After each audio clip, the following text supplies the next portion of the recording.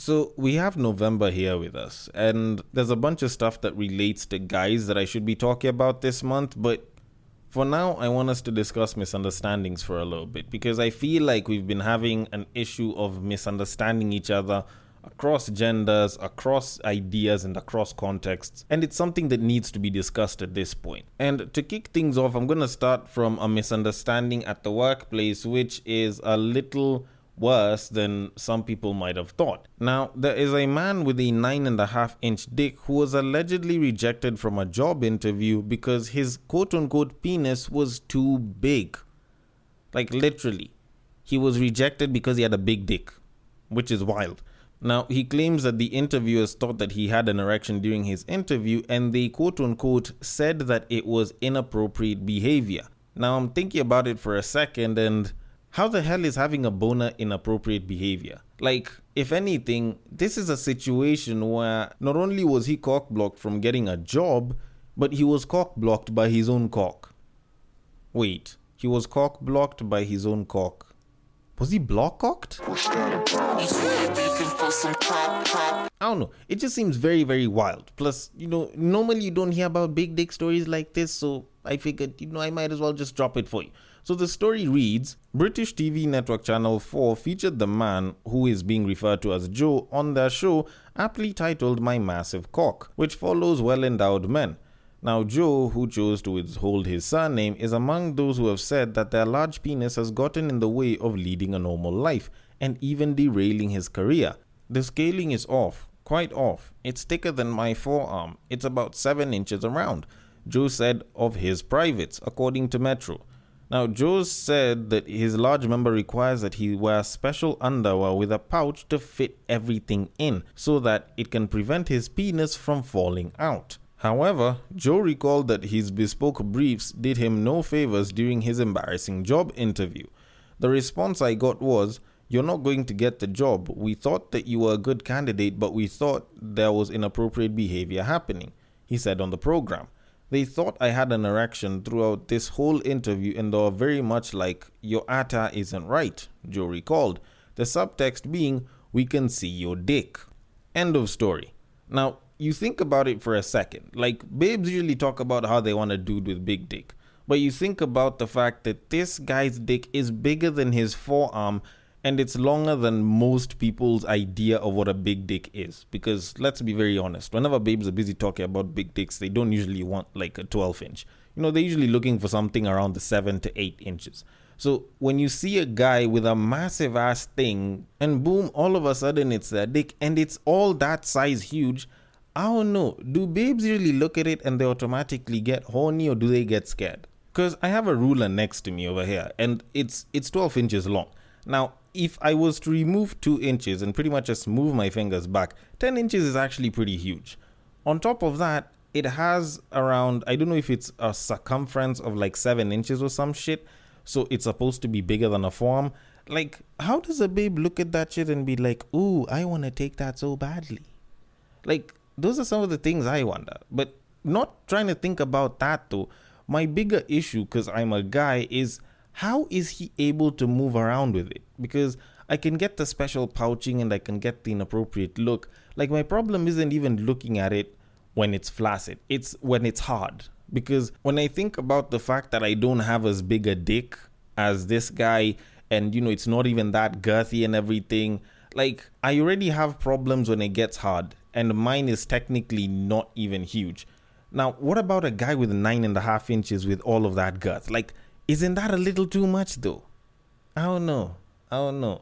Although at the same time, me thinking about dick at this point in time is probably just off. So I'm just going to leave it at that, and I'm going to start the podcast because the thought of this is just not good for my head. So in a less than dickish fashion, welcome to Breaktime on West Side, your number one breakdown podcast, coming to you from Nairobi, Kenya.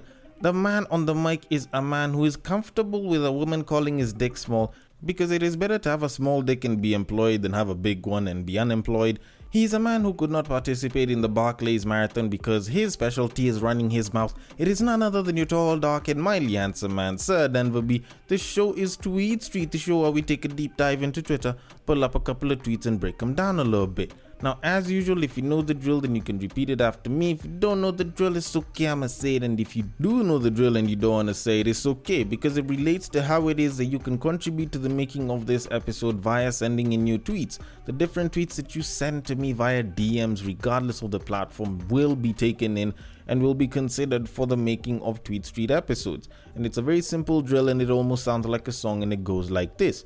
You see that tweet, you like that tweet, you want us to discuss that tweet, you send that tweet. You send it to the DMs of @BagakaTheD, which happens to be my personal Twitter handle, and I will take it from there and I will handle it accordingly. On Facebook and on IG, if it happens to be a screenshot, a screen grab, if it was a tweet that was turned into a reel or something of this sort, then the place to send it to is @Breaktime on Westside. The DMs are always open. I am always ready and willing to take in your tweets, your recommendations, hell, episode ideas, and even just simply saying hi is also highly welcome. Now, a massive thank you to each and every one of you that's listened thus far, and a massive thank you to you that's been listening, whether you're a first-time listener, whether you've been listening for quite a long time. I appreciate you. And we have a bunch of tweets that we need to get into, but before I get into any of that, there's two things that I want to bring out. One that's a little bit short, one that's a little bit longer than that. Now, the first thing is, for those of y'all that don't know and would probably not mind the information, 1/3 of the Migos is dead. Unfortunately, the rapper known as Takeoff, I don't want to say his English name because it's a little bit hard, was gunned down on Tuesday. Actually, yeah, Tuesday early morning. And the most annoying part was it was because of a dice game and a disagreement that they had, and shots started flying out. And whether you can blame it on a stray bullet or the fact that he might have been shot directly, it's very sad.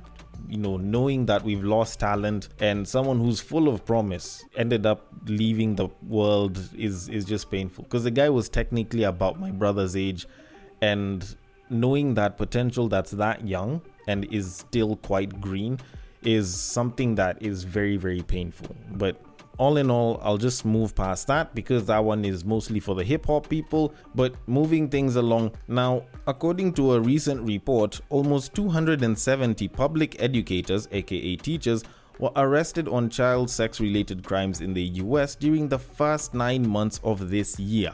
The 269 educators included 4 principals, 2 assistant principals, 226 teachers, 20 teachers' aides, and 17 substitute teachers.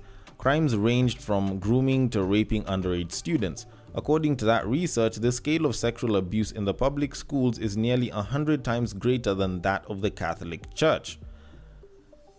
Okay, so I decided to bring this up because I feel like there's a conversation that needs to be had that isn't being had, that a lot of people are sort of straying away from and making fun of, which actually does sort of bring me to the whole misunderstood bit of it, because I want to come out and say for a fact that I totally misunderstood the situation in which a lot of young teenagers are going through right now, regardless of whether they live in Africa, regardless of whether they stay in the States or in Australia or in Asia or some shit. Because I've heard stories like this, I've covered stories like this of like teachers having sex with students, and I've made jokes about it quite a lot. Especially when I'm like, well, you know, when I was a kid during that point in time, shit, I'd hit this shorty. Like, even with the Australian lady who's like 40, 45 years old, I was like, shorty is fine, I'd hit that. But to think about it right now and to see that 269 teachers, 269 educators were arrested for child sex crimes, like, that is wild. And this is the US. Like, this is shit that happens all over, because I know even in Kenya there's stories of teachers sleeping with students and shit. And I actually covered a story in one of the Raw Zone episodes, I think it was episode 8, where apparently, according to a study that was done in like the first 3 months of 2021, first 3 or 4 months of 2021, an average of 98 new teenage HIV infected girls were popping up every single week. And I sort of thought I covered everything, but to think about it right now, like, these teachers might have been behind quite a number of them. And this is absolutely wild, because I feel like we are actually having a sex crisis on our hands that no one is trying to point out. And the stories that we thought were pretty much left for psychos and pedophiles is pretty much popping up so much that I'm starting to wonder if just people and their lack of control in terms of sex might actually be the problem here. Because in some way, if someone would have probably come out and said, oh, it's kind of like the whole co-workers thing, because they spend a lot of time with these kids, so they might start getting attracted to them.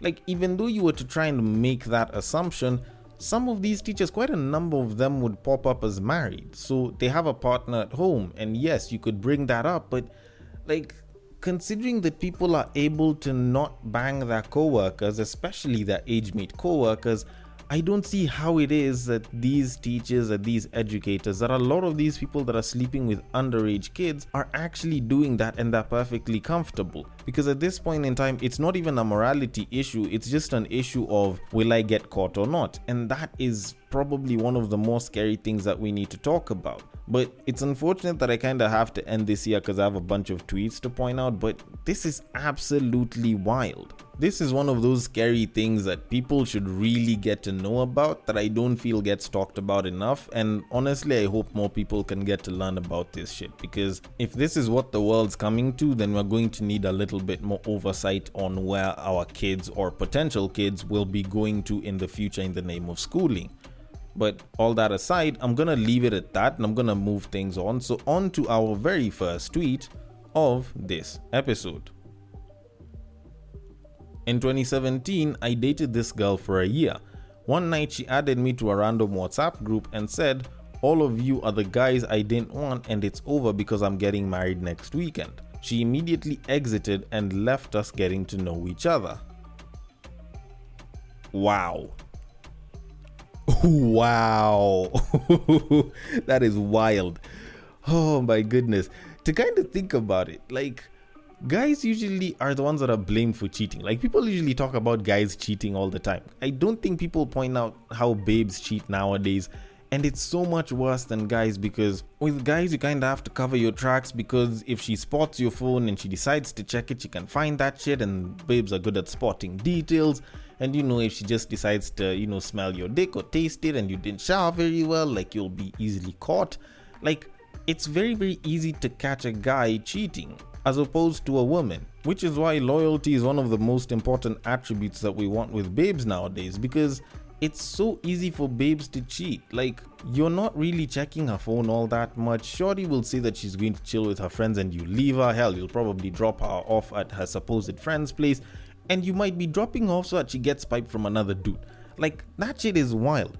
Although, I'm not gonna lie, this whole WhatsApp group thing, I think Travis Scott mentioned it in a song some time ago. I can't remember if it was Sicko Mode or something like that. And the guy spoke about how he'd bring all his exes and like put them in a group or some shit, or all the babes he's smashing or some shit, and pretty much leave the group or some shit. Like, I can't remember what the exact lyrics were or which particular song it was, but I remember Travis Scott mentioning something like this. And to see that a babe's done it, like, that is top tier wild, because that would mean that this babe has been simultaneously dating a bunch of guys. Like, let's assume it's like 5 guys. She's been dating 5 guys besides the guy that decided to pop the question. And on top of that, Shorty managed to keep the whole engagement thing a secret from these guys all the way up until they were getting married like the following weekend. Like, all of that shit is wild, to say the least. And to be very honest, if I was one of those guys, I'd definitely be bitter. Like, if I was the type to be petty, what I do is I just tell all the guys, you know what, let's go find out when the wedding is.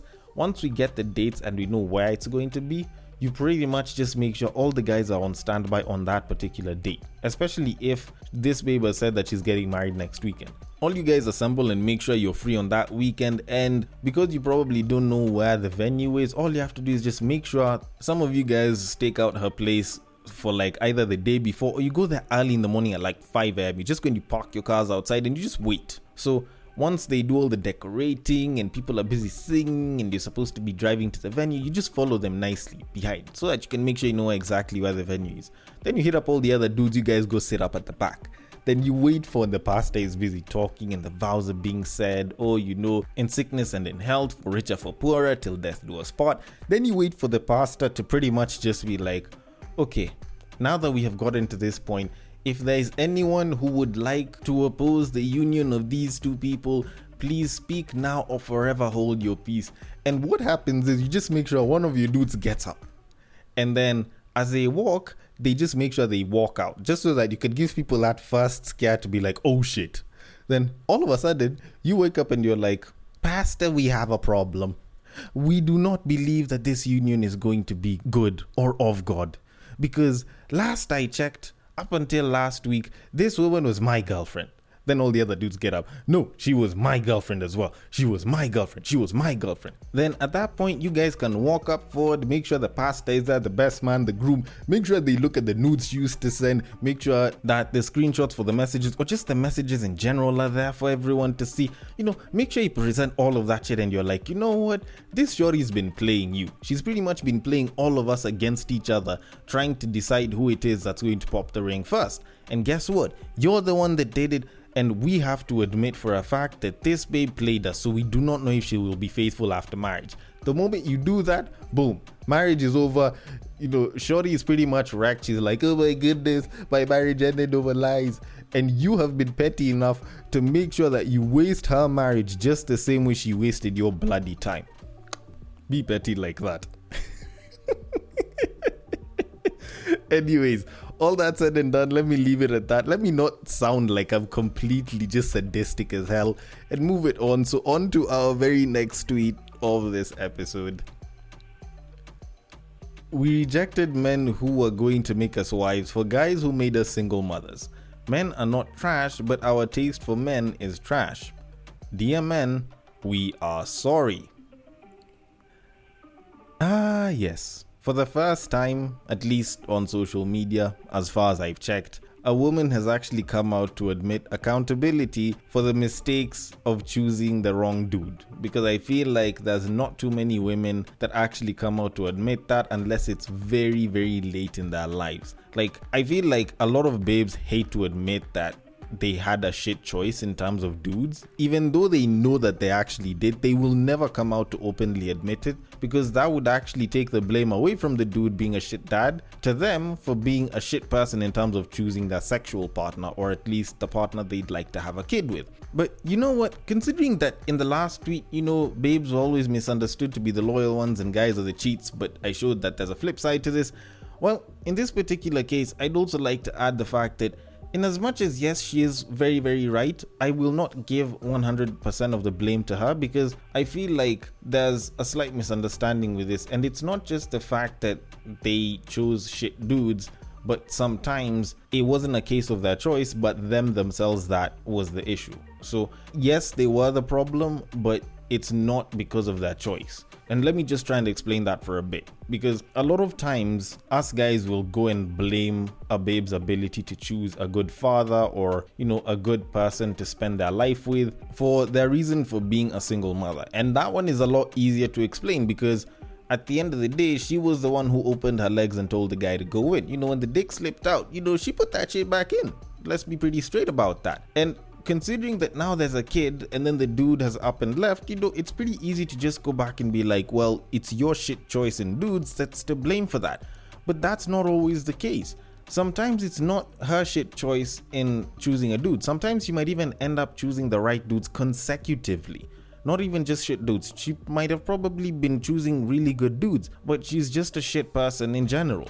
Like, there are a lot of babes that are mothers that are genuinely shitty people, and they're mothers because they just so happen to go and sleep with a certain dude a bunch of times, and probably they didn't feel like it would be very safe for them to have any more abortions, or they just didn't want to abort, or maybe they wanted to trap the guy. And as a result, you have a child with a very, very toxic mother and a man who has to decide whether he can live and sort of be with this toxic woman, or he'll have to leave and just take care of the kid as like a baby daddy and shit. And whether he's called a deadbeat dad or anything, at least he gets his piece, because that's actually something that a lot of guys sort of end up in, because a lot of guys do get trapped like that. A lot of guys do end up with a shitty woman for their child's mother, and it's a very unfortunate situation. But sometimes we have to admit that it's actually the babe that's a very shitty person. It's not just her shitty choices, even though that could also be the case. Sometimes the babe herself is just shitty. Which kind of reminds me of this thing that I was talking about on Battle of the Sexes this week, about how guys way back in the day, because we weren't always that sure about contraception,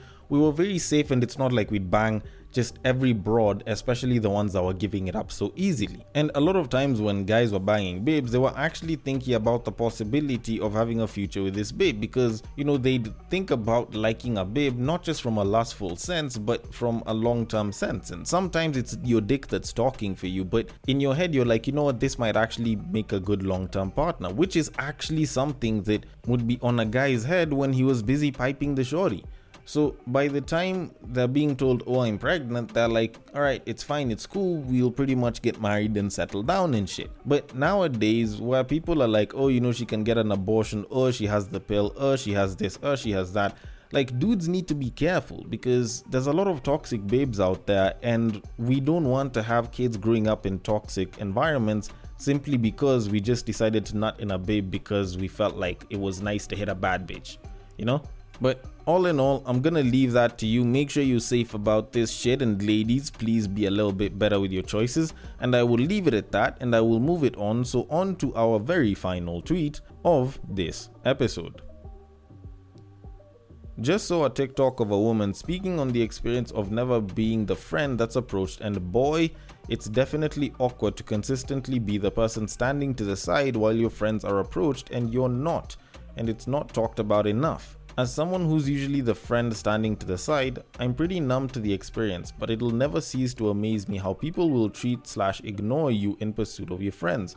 I've literally been cut off mid-sentence because someone interrupted me to approach my friend. I've had guys act like I don't even exist to approach my friends.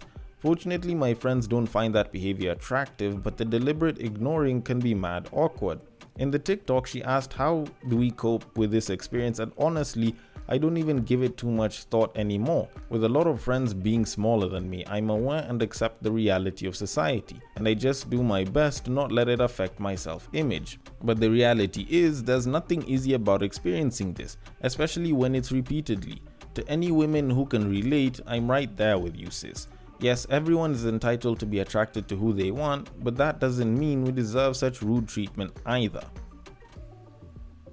Okay, so the TikTok video she was talking about, I actually did an episode on it about 2 weeks ago, and I don't know. Shorty is saying that everyone is entitled to who it is that they're attracted to, but the way she's talking about this, it's sort of the same way this other babe was busy talking about how guys don't approach her openly. And the thing is, I actually covered this entire thing in detail, especially since this babe is talking about her friends being smaller. I definitely covered this entire thing in detail in Battle of the Sexes episode 137. It's called Beauty Proportions Game. And I sort of went into most of the nitty-gritties that I'm about to talk about. So if you want a much bigger breakdown of what it is that I'm about to say, you can go and listen to that episode and, give me the extra downloads and listens and shit. But that aside, my issue with this isn't that this babe is not being approached. The issue is that a lot of guys that she's talking about are approaching as singular guys. Now, whenever a guy is going to approach a babe when she's in a group, normally you will find that he's not just trying to seem attractive and, desirable to this one babe, he's also trying to not look like a shit person to the other group of shorties. Now, sometimes the latter objective does backfire, and normally that's sort of expected because you can't expect every single guy to be able to entertain 5 straight girls as well as hit on another babe all on their own. So normally that's kind of where wingmen kind of come in. The unfortunate thing is, now we know, not just statistically but even just from looking, that it's better to have a wing girl than a wing man. So if you don't have a wing girl, it's probably better if you just go and you hit on the babe yourself. So in some of those cases, you find that a dude will go and approach a babe on his own, and when he's doing that, he's trying to get the attention of this babe. Now, it's not like he'll go and he'll just stand there and wait for you to finish your conversation. It's not like babes ever stop talking. So dude will have to come in there, and dude will sort of have to go in, sometimes make a spectacle, just to catch the attention of this babe so that he can talk to her. And it's unfortunate that you're a casualty of that entire experience, because how else will a guy show that he's a dominant person if not from the beginning? And as a result, you have the problem that you have over here. Now, I have spoken about how all of this can be reduced, stuff like, improving confidence, going to the gym, dressing a little bit differently, and all of those can work if you feel like taking them up. But at the end of the day, if you're the kind of babe that's not getting approached by dudes and you're in a group, then probably the issue needs to start from you embracing yourself and make yourself look as good as possible and as confident as possible, and also you understanding that there's an entire hierarchy. So the most beautiful babe, the finest babes in your crew, are the ones that are going to be approached and maybe not you. Should you want to change that, you can also try and work on yourself a little bit here and there and make yourself a little bit more attractive to guys. Not that you have to go and get cosmetic surgery done. There's little things that you can do that help you.